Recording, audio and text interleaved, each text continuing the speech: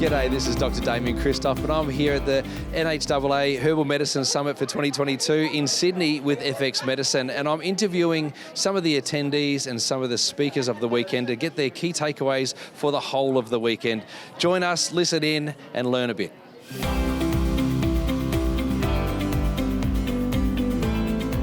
I'm joined by none other than the President of the NHAA, David Casteleijn. David, what a fantastic event. Congratulations. Thank you. How do you think it went off? Oh, look, it's really going off like a box of crackers, really. It's wonderful. You know, the vibe is fantastic. You just, every time you walk around, it's like, oh, everyone's, really pumped and, very excited to be here. It's wonderful. Isn't really it? Going well. Yeah, it's really amazing, and it's amazing to be joined by so many people and also to have a group, like a live event again. And what a great thing to bring everybody back together and reconnect with our roots. Totally, and I think that's the thing, coming back together and talking about herbs. We don't get to do that very often with people who understand what we're talking about. You can talk about, yes. Let's go for it. Yeah, absolutely. Yeah. And it's a great representation too of the power of our industry and to see where we're at and the strengths that that we continue to build. We're moving from strength to strength. The marketplace loves what we do. Our patients love what we do. And, as a professional body, you guys are doing a great job. So what do you see happening in 2022, 2023, and what's happening with the next symposium/summit? Yeah, look, there's so much coming up in the next year, so much. But the next big summit will be our international conference. So really getting back to the international one that we were doing every 2 years until we got basically completely derailed by COVID. Yes. Really looking forward to bringing back that whole international aspect to it and, showcasing the research again. But it was really nice this time to get back to our roots, and I think that's reminding everyone that even though we are interested in the research side, we also absolutely want to remember that the roots are where we are. Yeah, absolutely. That's our roots. I love that, David, and I often talk about science, art, and philosophy, and this is that kind of beautiful blend of bringing the art and the philosophy to it. Yes, there's scientific components to it, but the art and the philosophy and having everybody mixing with each other, I think, is a wonderful thing. And so, congratulations to you and the NHAA on an amazing event, and we look forward to 2023. Absolutely, thank you. Thank you, David.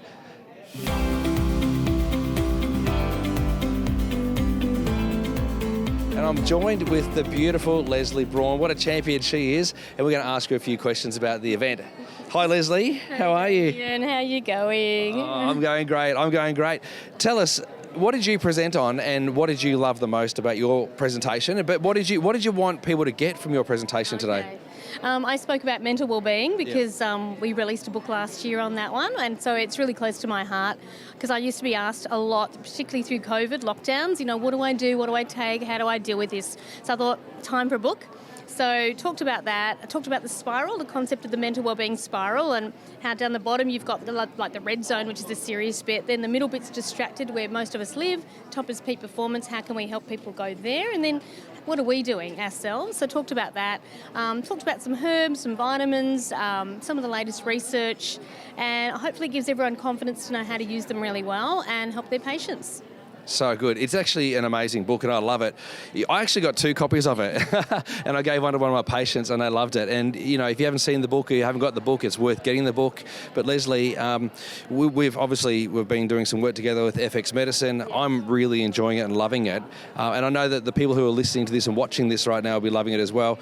Do you have any special messages for people about your message that they should take, beyond where you've left it today?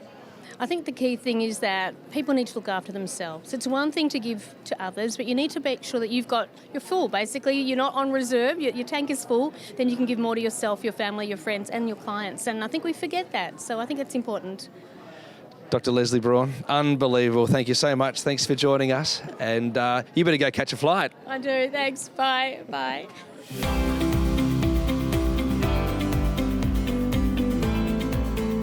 Greg, thank you so much for joining us today. Thank you, Daniel. It's always a pleasure to talk to people that have attended an event, but it's always nice to find out what they are taking away from an event. What have you taken away from today's event?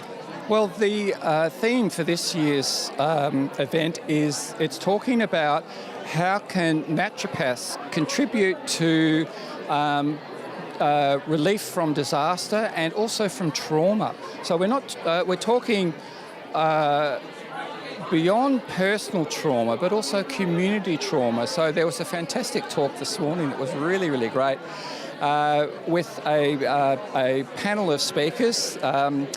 And they were naturopaths, predominantly from New South Wales, who have experienced in recent months, in the last year or so, bushfires, floods, more than one flood, 2 or 3 floods. And it's the way they gathered the naturopathic community around them. They had fantastic networks through Instagram and Facebook. So community means more than just your local suburb or your local region. As a naturopath, we have like a global reach now, and that also came through from one of the talks today, talking about the number of naturopaths around the world. So naturopaths are in England, the USA, France, Italy, Brazil. I could go on and on. There's more and more. So it's really extensive. And when there were the bushfires, like the ones down in southern New South Wales, which was an absolutely catastrophic disaster, which made world news, naturopaths from America and from Canada and from South America and from Europe were saying, how can we help?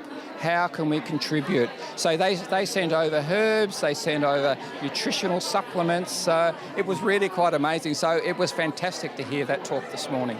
Oh, absolutely. And as you speak about that, I'm just reminded of how strong our community actually is as naturopaths. And, you know, becoming part of that family is such a special thing. And not all of us get to do it, but we do. And it's a great thing. Yeah. But one of the things that's, I think, really great for our profession is the research base that we're, continue to build. And you're involved in some great research at the moment. Can you talk us through a little bit of your research at the moment, please, Associate Professor? Yes. At Torrens, in the naturopath department, we're just starting to build up now a research hub. So what we want to do with this research hub is to get our staff and to get our practitioners and also the students, getting them involved in being able to publish the research that we're doing. I'm working with 5 students at the moment, and this is our senior 4th year students, and drawn from the we have a subject in 4th year where they get to write a paper on a research topic, and they can do like a critical review or a systematic review. So we've got some papers coming out on the use of cannabis in healthcare. We've got some papers coming out on the use of chaste tree for PMS. We've got another paper coming out on a herb called chelidonium. So we've got a range of things going, and also now we're trying to get the staff who are all practitioners as well, and we're seeking case studies from them. Like, what's a fascinating case study that they have? Anything from cancer care to migraine and all these kind of things, so that we can really contribute back to our community to really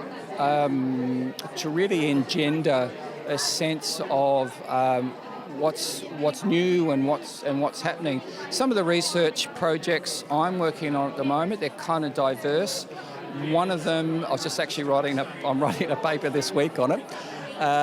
One of them is about telehealth and about how naturopaths had to change quite quickly because of the government mandates that we couldn't see patients in clinic, so everyone had to switch to telehealth.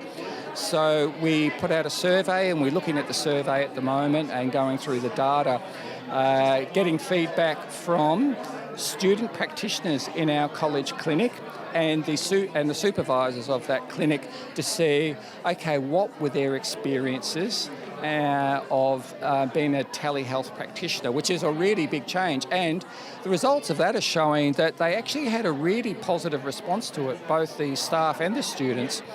And the students in particular says, yes, this is something that I really want to use in my future clinic. I'd really like to.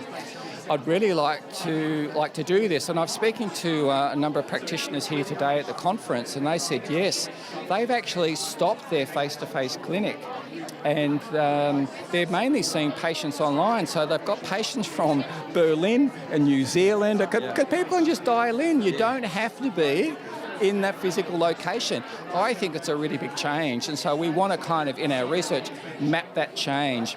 I'm also working on another project looking at frailty in the elderly. So we're linking up with Southern Cross Uni and Torrens Uni, putting a project together and looking at that. So there's a whole range of different things that we're doing, which is really great. Oh, it's incredible. Associate Professor Greg Connolly, I'm excited by that. We're definitely seeing the dawn of a new age, and you're leading that charge. And so thank you very much for joining us on FX Medicine. It was great to have a chat with you. Thank you. Great. Thank you.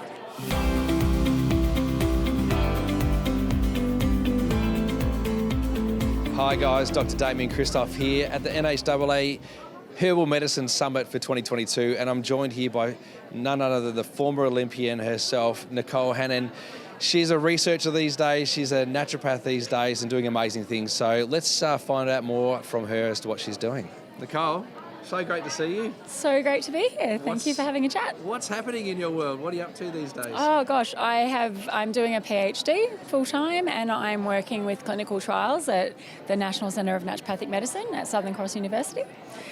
So yeah, I am busy, and also still involved with some of the volleyball stuff. So little dabbling on the side with some coaching at national team level. So that's pretty fun. Unreal. I love that. Staying fit and well, and you're looking great and really healthy, which is excellent. So obviously walking the talk, which is great.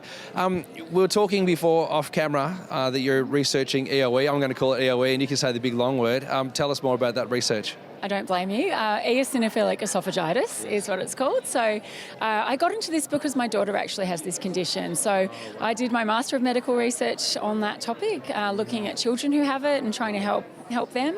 But now my PhD project is looking at adults who have EOE. And right now I have a survey that's out, and that's live for Australia, New Zealand, the UK, the US and Canada. And I'm asking adults who have EOE to fill out that survey, and just really looking at the kind of experiences they're having when they're seeking complementary medicine and biomedical care for their symptoms. So that's a really comprehensive survey. I'm really looking forward to seeing what results we get from that. And I'm also here at the NHAA conference talking to practitioners and trying to get some complementary medicine practitioners who have worked with EOE in their clinical practice with adults, and I'm asking them to be involved in a focus group. So yeah, it's a bit tricky to find those practitioners because it's not a very common disease, but I know they're out there, and I'm stalking them with my bits of paper trying to get them involved. Absolutely, we should have a little chat. I've got some people. What a great honour and a great gift to be joined by you today, and thank you for talking with us on FX Medicine, and congratulations on the great work that you're doing, going from champion level to champion level again, and keep up the great work, Nicole. Thank you so much. Thank you very much for having me.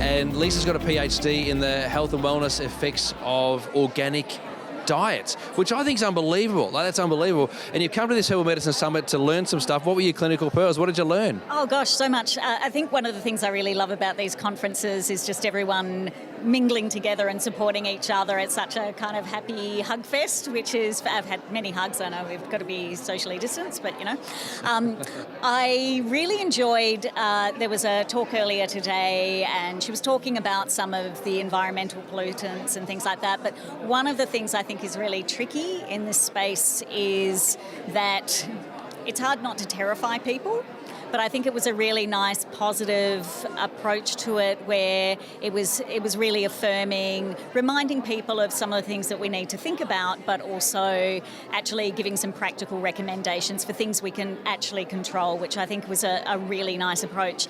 But generally, one of the things that's really come out has been some of that grassroots naturopathic principle stuff, lower levels of the therapeutic order, starting with the basics, sleep, really building people up from the basics. So that's been really nice. Yeah, sure, lots of herbs and supplements and those sorts of things as well, which has been great.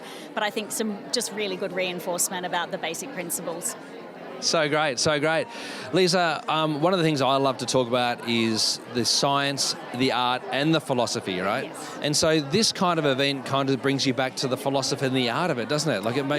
Yes, there's science, but bring it all back to grassroots, being with everybody in the same room, sharing thoughts and getting back to what it is that we do as naturopaths. That's what this event's all about, isn't it? I think you've nailed it. I think we are the healing arts, and it is science and art interfacing together.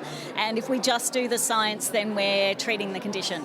Part of the art of the practitioner is actually really looking at the condition, the causes, and the context, and really sort of bringing that all together and having that really patient-centred approach. And I think that really comes through in these sorts of conferences. Yeah, it's very easy to get sucked into managing a condition, not helping the person. Absolutely. Yeah. So we do that patient-centred care, I think, better than pretty much anyone else. Yeah, I agree with you, Dr. Liza Oates. Thank you so much for joining us on FX Medicine.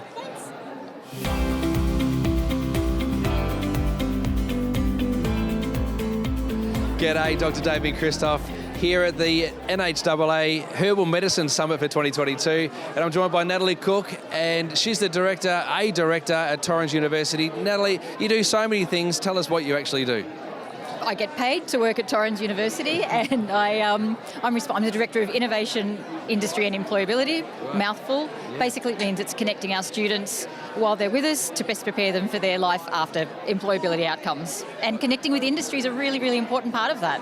It's such an important part because people go to study and then they get through their course and then they end up at the other end and they either get spat out and fail or get spat out and do a great job, and you're responsible for that. Well, we're responsible for trying to make sure that while they're with us, they get an experience that's really industry real, really, and whatever that means, whatever their profession is. They're naturopaths, Chinese medicine practitioner, or a nurse. Same principles. Get them immersed in industry while they're with us, set them up best for their future. Oh, that's the best. Now, at this summit, it's been incredible. There's been some amazing speakers. What have you taken away from this weekend? So many gems. One of the things is a non-clinical thing. It's just the connection of people working with people, which is really, really lovely. I think that reminder of, we've all been working on screens, Zoom, the rest, whether that's consulting or working, whatever we do.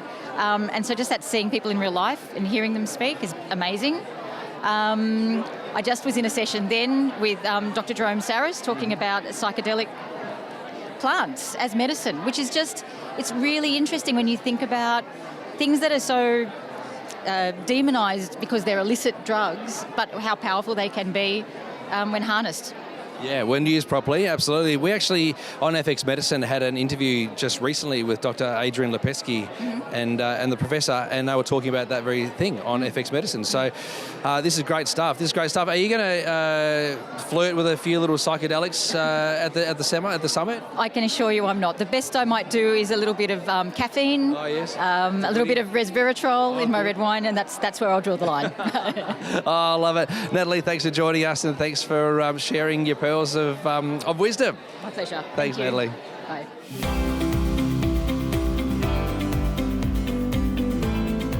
And Carla's got some unbelievable messages she's going to share with us tomorrow. Carla, thank you for joining me on FX Med. Thank you. Thanks for having me. Carla, what are you going to be talking about tomorrow? So I'm going to be talking about post-viral syndrome and how we can support our patients.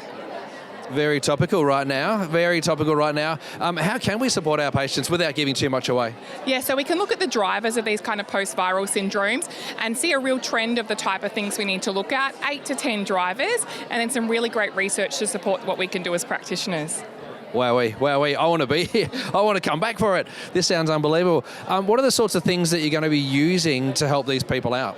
Yeah, there's great research about some different herbs to use, and we can also look at the mechanistic actions of those herbs and slot them into some great antiviral, but also immune modulating, mast cell activation, ACE deficits, looking at all of the different drivers, and then also look at nutrients that might be helpful. And there's a bit more of the research into the nutrients that we could use, things like quercetin and lutein, and then also looking at the lifestyle medicine and the modifications that we can make, which really makes me feel like as complementary medicine or integrative practitioners, we're really set to be able to help these people.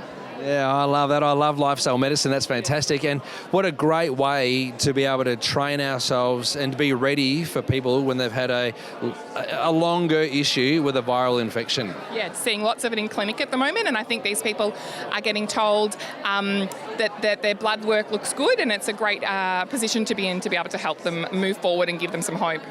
Just before you go, Carla, what are the sorts of symptoms that people are presenting with when they've got a long kind of viral infection issue? About 58% of them will have fatigue, but it extends out from there. We see neurological conditions, even changes to menstrual symptoms, and then lots of neuropsychiatric changes too. So really a huge range of symptoms, but really post that viral infection, probably about 4 weeks onwards, we can start to think, does this have to do with an infection that they've had in the past, or the reactivation of an old infection? And also just, I guess, as a clinicians tomorrow, I want to remind people to make sure they don't just bucket everyone into this post-viral syndrome. Take it as an opportunity to do the proper assessment of the patients in case we put our post-viral blinkers on and miss what could be a completely different diagnosis. Totally. Just because it's black and white doesn't mean it's a zebra, right? Exactly.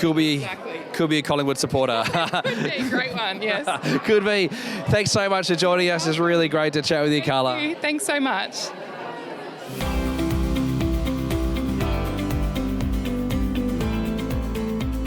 G'day, Dr. Damian Kristof here at the NHAA Herbal Medicine Summit for 2022 up in Sydney, and I'm joined by Ian Breakspear, Senior Lecturer at Torrens University. He's doing some amazing research, and I want to share that with you all. Ian, thank you so much for joining us. Oh, thank you. Ian, can you please tell us the research that you're working on at the moment and what it means to the profession as we move forward? Yeah, so I've been for the last couple of years doing some research on olive leaf extract. So it started with research profiling the phytochemistry of different olive leaf extracts and looking at how they are comparable or not comparable, as it turned out, and getting a good feel for what's good quality extracts. And now just started a clinical trial in conjunction with Torrens University and Southern Cross University, looking at diabetes type 2 and the role of olive leaf in diabetic patients for hopefully good glycemic management. So, yeah. Wow, that's unbelievable. That's exciting. I'd never even thought of that before. Like for me, olive leaf extract's always been immune-based. Like we're talking, viral infections, et cetera, but we're now talking about glycemic control and metabolism. Yeah, so obviously there's a lot of particularly historical evidence around the immunological antimicrobial effect, but certainly in the last about a decade, there's been a lot more research on anti-inflammatory effects, cardiometabolic effects, and certainly in pre-diabetic states, there's some good evidence that it helps reduce a lot of the cardiometabolic risk factors. So our next step is to see if it's valuable in type 2 diabetes. Oh, I love it. Now, you did say something before, and our listeners and watchers might have actually caught it, and you kind of said, are they comparable? Like, are the extracts comparable? And you said they're not. So we're looking at particular types of extracts, and is it a particular type of olive leaf? Yeah, so what my original research found was that particularly olive leaf extracted from the fresh olive leaf is superior phytochemically. So extracts made from dry leaf, which is a lot of the products out there, are very low in oleuropein and quite high in hydroxytyrosol. Whereas the fresh, it's the other way round. And hydroxytyrosol is a degradation product of oleuropein. So, that was interesting, eye-opening. And also it was eye-opening realising that water and ethanol is not necessarily the best extraction medium. So, we found that water alone, or water and glycerol, is actually a very good extraction medium for particularly the fresh plants. So, yeah. We're bringing back the Glycertract, so that's pretty exciting. Very good. Ian, thank you so much for joining us on FX My Med. pleasure. Thank you. And I've loved just having this little brief chat with you, and I know everyone watching this will want to learn more from you. So, they're going to be watching you with keen eyes. Keen eyes. Thank you.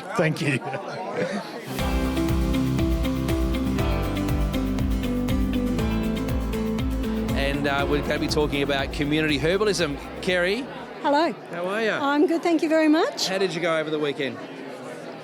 Good, yeah. Tell us what you spoke about. So I spoke about community-based and community-supported herbalism.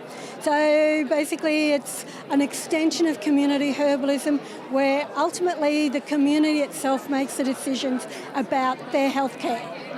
Wow. Wow, it almost sounds like Eastern medicine. It sounds amazing. So tell me, like, if it's, I want to know more about community-based herbalism. Are they manufacturing their own herbs, or are they using pre-made herbs? So the idea is that as much as anything to make herbal medicine accessible to everybody in the community, and because our bodies respond to herbs that are local to where we live and to our environment. So the idea is to produce our own herbal medicines, to use our own locally grown herbs, to do that, and to put the power into people so that they know how and where their medicine comes from. Yeah, so that's the idea. How good is that? Well, we're bringing it all back to the community, and it's such an important thing. And obviously, being here at the summit, which is a community event, we're bringing all of the herbalists back together, all the naturopaths back together again. It's a great community event. Did you feel the sense of community here? Oh yeah, it's really great to actually be together in the same room in person rather than on Facebook and things like that. It's nice to be able to talk face-to-face and direct to people. Yeah, and share the ideas. Yeah, and no masks either. Isn't that great? Oh, yeah. Kerrie, Oakes, thank you so much for joining me on FX Medicine. Great to have a chat. Thanks a lot.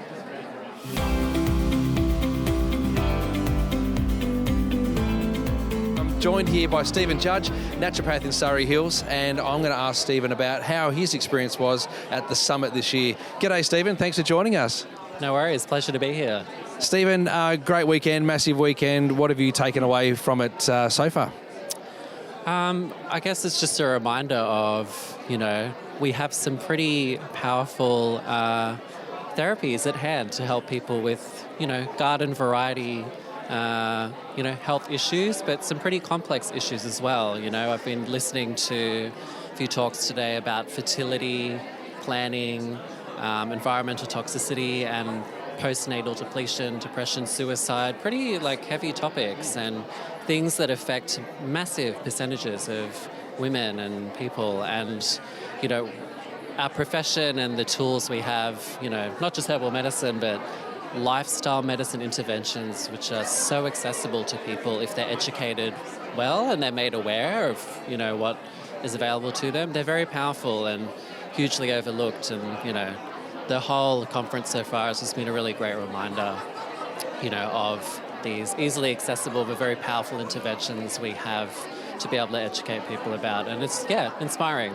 Yeah, well, I love that. There's been a few people talk about the lifestyle medicine piece, which I'm really encouraged about, because for a long time we kind of tended towards supplements and, bringing in, extra herbs and more to take rather than actually adjusting, say, sleep and exercise and movement and food. Is that kind of where you're heading in your practice?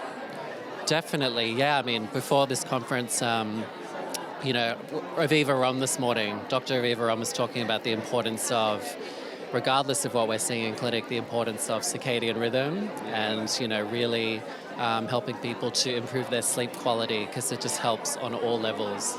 And that's been a huge focus in my clinical practice for the past few years, really just getting people to really get back to basics, and get their sleep quality right, getting adequate sunlight exposure, getting their feet on the earth, and just some really basic things, but can really enhance treatment, Yeah, I love it. Well, Stephen, thank you so much for joining me on FX Medicine. I'm glad you've had a great time and you've got some great clinical wisdom to take back to your practice. Thanks very much. Pleasure. Thank you very much.